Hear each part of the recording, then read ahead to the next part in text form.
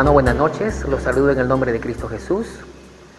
Quisiera invitarles a abrir sus Biblias en el libro de Segunda de Pedro, capítulo 3. Vamos a leer desde el versículo 8 en adelante.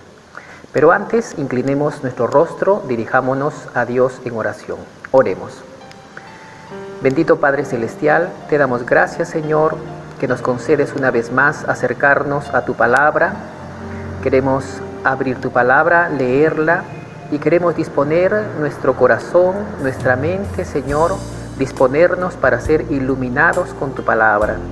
Deseamos, Señor, cada día ser transformados con las enseñanzas de tu palabra, ser cada día más semejantes a tu Hijo Jesucristo. Instrúyenos, Señor, háblanos, encamínanos con la verdad, porque tu palabra es la verdad. Te alabamos, Señor, en el nombre de Cristo Jesús. Amén y amén. Siguiendo con la secuencia de los estudios que estamos realizando estos martes, toca para el día de hoy Segunda de Pedro, capítulo 3, los versículos 8, 9 y 10. Leamos. Mas, oh amados, no ignoréis esto, que para con el Señor un día es como 1000 años, y 1000 años como un día.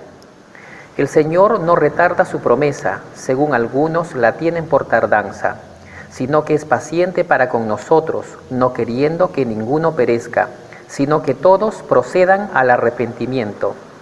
Pero el día del Señor vendrá como ladrón en la noche, en el cual los cielos pasarán con gran estruendo, y los elementos ardiendo serán deshechos, y la tierra y las obras que en ella hay serán quemadas. Para esta noche, hermanos, he dividido en 4 puntos el estudio que toca. Primero, en el versículo 8, punto número 1, hablaremos acerca de el tiempo de Dios. En el versículo 9, la primera parte, el punto número 2, hablaremos sobre la promesa de Dios. En la segunda parte del versículo 9, hablaremos del tercer punto, sobre la paciencia de Dios. Y en el versículo 10, tocaremos el cuarto punto, acerca de el día del Señor. Empecemos entonces con nuestro primer punto, acerca de el tiempo de Dios. Versículo número 8 dice así: Mas, oh amados, no ignoréis esto, que para con el Señor un día es como 1000 años, y 1000 años como un día. Bien, nosotros tenemos que entender que acerca del tiempo, Dios es el autor del tiempo. Dios creó el tiempo. Cuando creó el cielo y la tierra, cuando creó las estrellas, el universo, Dios dio inicio al tiempo que nosotros conocemos. ¿Cómo nosotros podríamos definir el tiempo? En palabras sencillas, el tiempo se define como la duración de un evento. Se habla acerca del tiempo cronológico, ¿no? El suceso de eventos que pueden ser medibles. Podemos medir el tiempo, lo que dura esta meditación, 25, 30 minutos. Podemos medir con horas, podemos medir con meses, con semanas. ¿Cuánto dura una carrera, estudiar una carrera universitaria? 5 años, 6 años. ¿Cuánto tiempo estaremos trabajando? Luego vendrá el tiempo de la jubilación, qué sé yo. Podemos programar nuestra vida y distribuir las cosas que haremos a lo largo de nuestra vida de acuerdo o en función al tiempo. Sin embargo, el tiempo no atrapa a Dios. Dios es ausente o carente de tiempo, siendo que Dios es eterno, el tiempo no lo contiene. Es decir, Dios no puede ser contenido por el tiempo. Pero cuando Pedro está haciendo alusión a de que un día es como 1000 años para Dios y 1000 años como un día, a lo mejor Pedro está haciendo referencia, y sin duda creo yo, al Salmo 94. Vamos a dar lectura el libro de Salmo, capítulo 90, versículo 4, que dice así: Pero 1000 años delante de tus ojos son como el día de ayer, que pasó, y como una de las vigilias de la noche.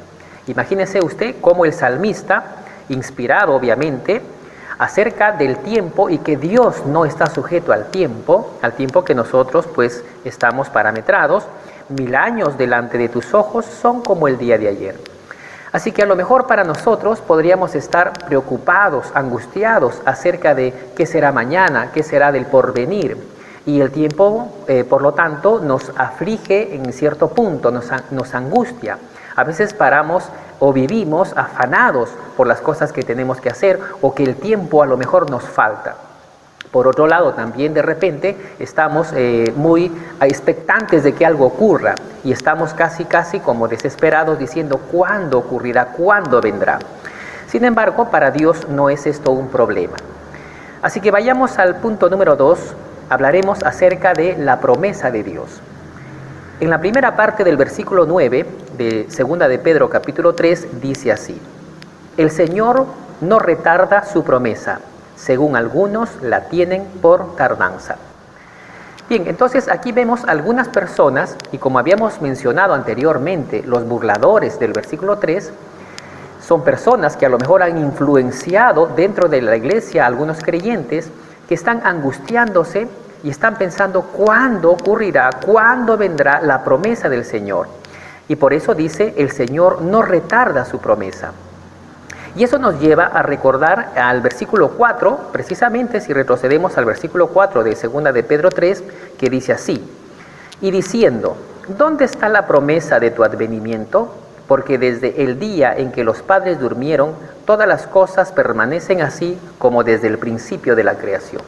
Entonces vemos cómo estos burladores, ¿no? Gente que no cree, gente que decidió voluntariamente ignorar la palabra de Dios, pero que al burlarse influencia dentro de la iglesia a muchos cristianos, hacen esa pregunta, ¿no? ¿Cuándo va a venir el Señor? ¿Cuándo será el cumplimiento de su advenimiento? Porque han pasado meses, años y las cosas siguen igual desde que nuestros padres, dice allí, durmieron. Todo permanece igual. Pero yo quisiera que leamos el libro de Juan, capítulo 14, versículos 2 y 3, que nos habla acerca de la promesa del Señor Jesucristo. Jesús hablando dice en este versículo: en la casa de mi Padre muchas moradas hay. Si así no fuera, yo os lo hubiera dicho. Voy pues a preparar lugar para vosotros, y si me fuere y os preparare lugar, vendré otra vez y os tomaré a mí mismo, para que donde yo estoy, vosotros también estéis. Vemos entonces la promesa de Jesús diciéndole a sus discípulos de que Él va a ir a la casa de su Padre a preparar morada para nosotros. Y si Él se va, como de hecho fue ascendido a los cielos, prepararía el lugar, entonces vendría otra vez para llevarnos y estar con Él para siempre. Así que esa es la promesa del Señor. Y nosotros como creyentes debemos estar expectantes, creyendo y no dudando. Bien, entonces hemos tocado este segundo punto acerca de la promesa de Dios. Pero vayamos al tercer punto, en este mismo versículo 9, en la segunda parte, hablemos acerca de la paciencia de Dios. Dice así el versículo: sino que es paciente para con nosotros, no queriendo que ninguno perezca, sino que todos procedan al arrepentimiento. Yo quisiera que subrayemos en este versículo la palabra paciente y también la palabra arrepentimiento. Lo que podemos entender en este pasaje de que la paciencia de Dios es que Él se tarda en venir, como que da tiempo para que las personas lleguen a arrepentirse. Y eso nos lleva también a adelantarnos un poquito en este capítulo 3. Quisiera que vayamos y demos lectura al versículo 15 y también 16. Dice así: y tened entendido que la paciencia de nuestro Señor es para salvación, como también nuestro amado hermano Pablo, según la sabiduría que le ha sido dada, os ha escrito casi en todas sus epístolas, hablando en ellas de estas cosas, entre las cuales hay algunas difíciles de entender, las cuales los indoctos e inconstantes tuercen, como también las otras escrituras para su propia perdición. En este segundo pasaje que hemos leído, en el versículo 15, también debemos de subrayar la palabra paciencia y la palabra salvación. En el versículo anterior dije que subrayemos la palabra paciencia y arrepentimiento. Mientras que en el versículo 9 nos habla de que la paciencia de Dios tiene que ver con el dar tiempo para que las personas se arrepientan, en el versículo 15 la paciencia de Dios tiene que ver con la salvación de las personas, paciencia para salvación.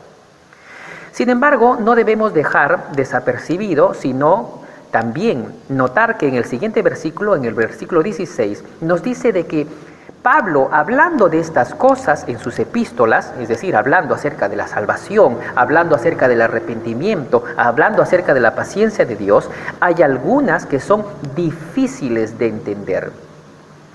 Pero por el solo hecho de que sean difíciles de entender, nosotros no podemos pasarlo por alto.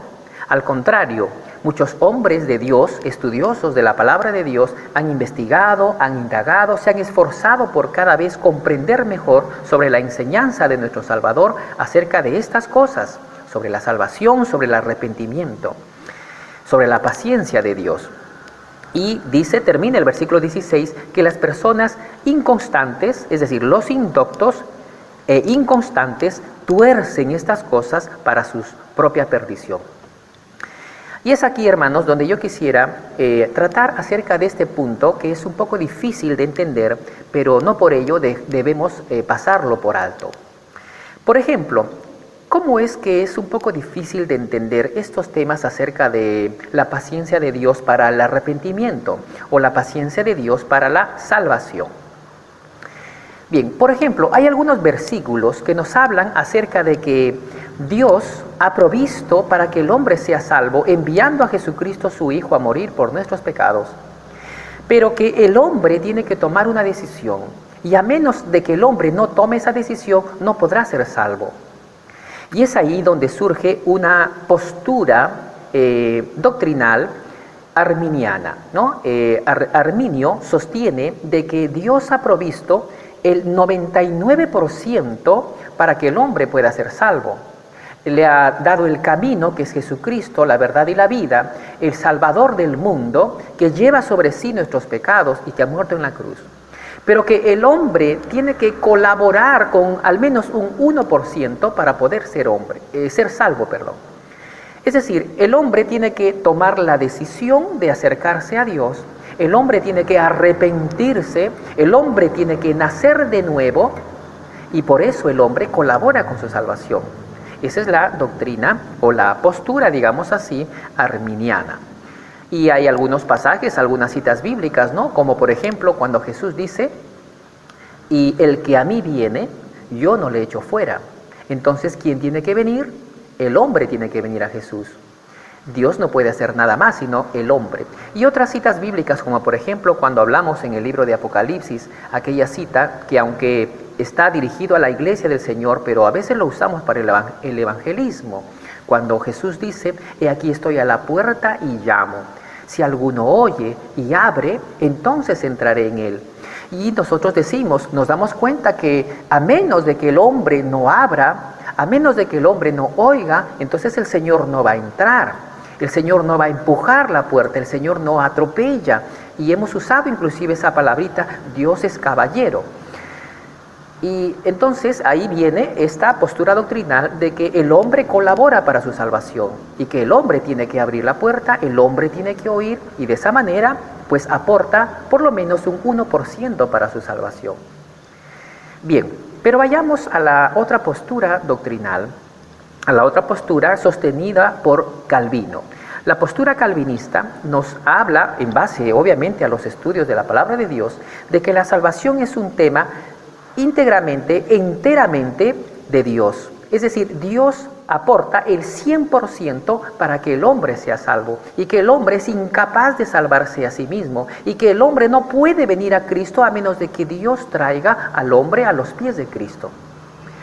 Entonces hay citas bíblicas como por ejemplo en Efesios capítulo 2 versículo 1 dice, y Él os dio vida a vosotros cuando estabais muertos en vuestros delitos y pecados. En otras palabras, cuando estábamos muertos, estábamos imposibilitados de venir a Jesús. Y solamente cuando Cristo nos dio vida, pudimos venir a Jesús. Pero bien, ¿cómo interpretamos entonces, a la luz de estas dos posturas, arminiana y calvinista, el versículo que acabamos de leer? Por ejemplo, si quisiéramos nosotros abrazar la postura arminiana y leemos la parte B del versículo 9 de 2 de Pedro, que dice así, sino que es paciente para con nosotros, no queriendo que ninguno perezca, sino que todos procedan al arrepentimiento. Entonces, de acuerdo a la postura arminiana, tendríamos que interpretar este texto de que Dios está siendo paciente, esperando que el hombre tome su decisión, que el hombre se arrepienta. Y entonces le da tiempo para que el hombre, que tendría que colaborar para su salvación, pues decida en algún momento arrepentirse y venir a Cristo. Pero entonces, si nosotros pues nos inclináramos, o cómo podríamos interpretar este versículo con la postura calvinista, tenemos que notar aquí algo importante al leer este versículo, esta palabrita que dice así, en el versículo 9b, permítanme leer una vez más, sino que es paciente para con nosotros. Subrayemos la palabra nosotros. No está diciendo que Dios es paciente para con el mundo, sino está hablando para con nosotros. De tal manera que ese ninguno perezca, la palabra ninguno no se está refiriendo a ninguno de la humanidad, sino a ese ninguno dentro de nosotros, dentro de los, llamémosle así, elegidos o predestinados. Y también esta segunda palabra que dice, sino que todos procedan al arrepentimiento, la palabrita todos estaría diciendo todos los de nosotros. Un poco difícil de entender, se da cuenta. Pero bueno, ahí está la palabra de Dios. Hablemos acerca entonces de la paciencia de Dios. Dentro de este mismo punto, quisiera citar un ejemplo y cómo nosotros poder equiparar sobre estas posturas arminiana y calvinista.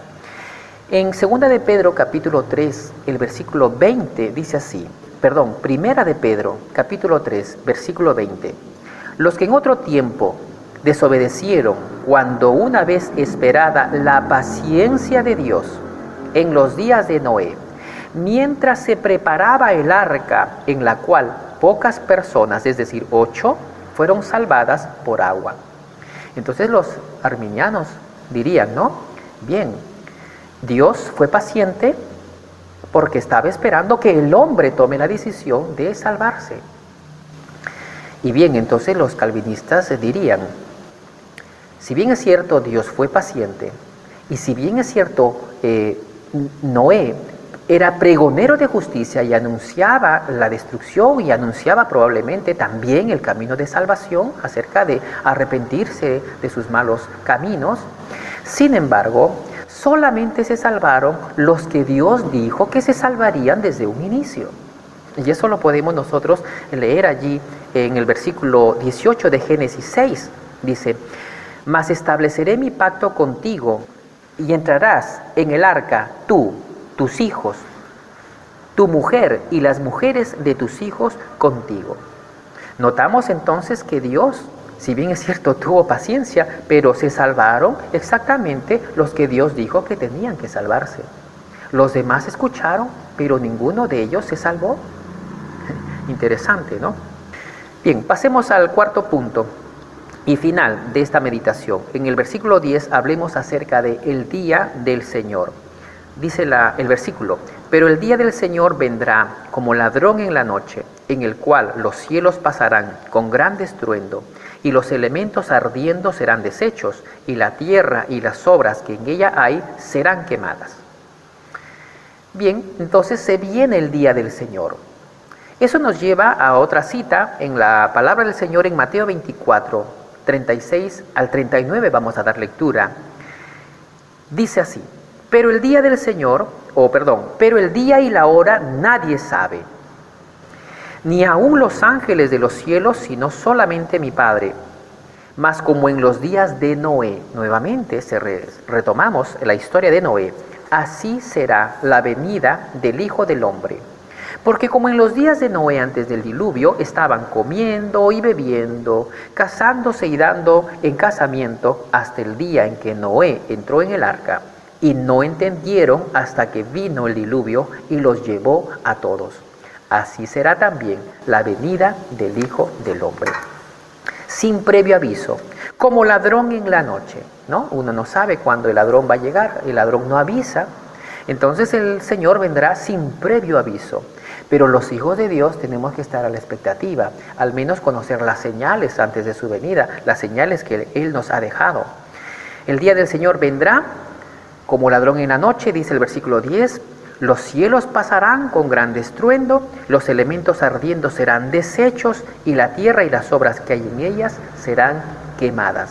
Es el día del juicio de Dios, el día del castigo de Dios, porque la paciencia de Dios habrá llegado a su fin. Esos burladores, esos que decían, ¿cuándo vendrá? ¿Cuándo será el cumplimiento de su advenimiento? Pues les caerá por sorpresa. Yo quisiera que terminásemos esta meditación reflexionando en algunos aspectos importantes. Número 1, hermanos, nosotros debemos de perseverar. Esa es la primera aplicación y la primera exhortación para cada uno de nosotros. No debemos dejarnos llevar por los comentarios de los burladores, por aquellas personas que dicen, ya ves, no ha pasado nada, han pasado muchos años, han pasado cientos de años, te estás envejeciendo como tus padres, algún día morirán y tú morirás y Cristo no ha venido. Nosotros tenemos que vivir permanentemente creyendo y expectantes de la venida del Señor, aunque nos toque morir de viejitos. No debe dejar un día en el cual nosotros estemos perseverando y expectantes de la venida de nuestro Señor, porque eso agrada a Dios, eso honra a Dios. Segunda aplicación, paciencia. Dios es paciente. Nosotros también debemos ser pacientes. No debemos de desesperarnos, no debemos de angustiarnos, no debemos de afligirnos, ni mucho menos acobardarnos o avergonzarnos por las burlas de otras personas. Tenemos que ser pacientes. Dios es paciente, nosotros también seamos pacientes. Y número 3 y final, hermanos, nosotros debemos estar preparados para la venida del Señor. Debemos ser hallados fieles a nuestro Señor. El día del Señor vendrá sin previo aviso, como ladrón en la noche, dice la Escritura. Y si vendrá sin previo aviso, nosotros debemos estar fieles y constantes, apresurando para la venida del Señor. Es un tiempo en estos momentos para orar. Oremos, amados hermanos. Padre eterno Dios, te damos gracias por este estudio que hemos tenido, esta reflexión. Ayúdanos, Señor, a perseverar en nuestra fe, a no dejarnos mover por los que se burlan, por aquellos que niegan tu venida. Ayúdanos también a ser pacientes. Tú tienes paciencia, Señor, y nosotros también debemos ser pacientes. Y número 3, Señor, ayúdanos porque nosotros debemos estar preparados. Y esa es la exhortación que tú tienes para nosotros. Tú vendrás como ladrón en la noche y por lo tanto debemos estar a cuentas contigo. Gracias, Señor, te damos, te alabamos, te bendecimos. En el nombre de Cristo Jesús. Amén.